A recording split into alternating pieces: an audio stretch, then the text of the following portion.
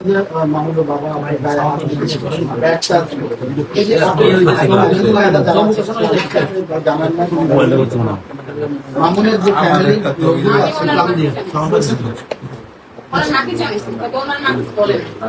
আচ্ছা মোহনা, এই ঘটনাটা ওনার সাথে যে ঘটেছে এটা কি মামুনের সাথে আপনার বিয়ের পরে ঘটেছে? বিয়ের পরেই আসছে,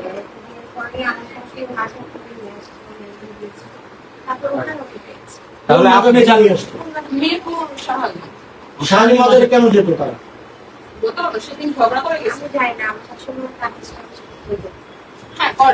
আচ্ছা, আপনার বিয়ের পরে কয়বার গিয়েছে শাহালি মাজার আপনি?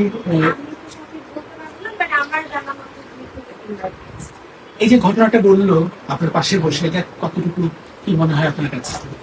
আমি আসলে ও কখনো কমপ্লেন করে নাই, বাট কালকে এসে যে ভাবি আমি না আপনার কাছে আপনি একটু জোরে বলেন। হ্যাঁ, ওনার বাবার এরকম অভ্যাস আছে, ওনার বাবা বিয়েও করেছে দুদিনটা,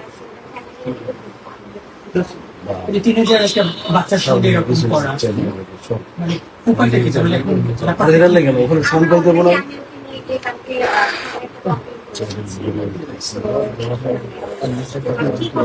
আপু, আপনি তো 4 মাস ছিলেন মামুনের সঙ্গে, আপনাকে অভিযোগ দিল না, মামুনের মাকে জানালো, এখন এসে বলতেছে যে মামুনের বাবা বেড টাচ করেছে, তাহলে আপনাকে ওই সময় কেন জানাইলো না? একটু বলবেন?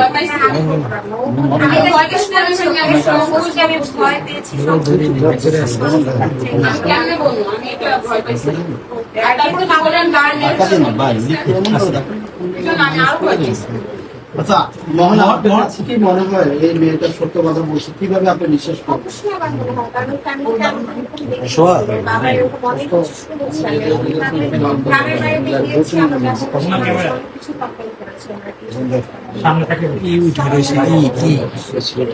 মোহনা, আপনি ওনাকে যেহেতু মাজার থেকে এনেছে, আপনি ওনার পরিচয়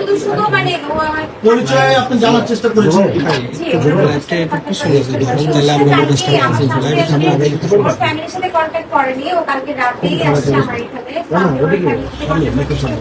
বাবার নাম্বার কল দিয়েছে, আমি তাই ডিরেক্ট থানায় গিয়েছি, যেহেতু আমার লাইভে আসছে মানে গার্ডিয়ান ছাড়া বা পুলিশ গিয়েছিলাম রাখতে পারে না, পুলিশের কাছে ফ্যামিলির সাথে যোগাযোগ করার চেষ্টা করছি। ফ্যামিলির সাথে যোগাযোগ করার চেষ্টা করছেন, ঠিক আছে। মেয়েটা বলছে নিউ টেন পর্যন্ত পড়াশোনা করেছে, তাহলে তার তিনি মাজারে কি করতো সেটা জিজ্ঞেস করছেন?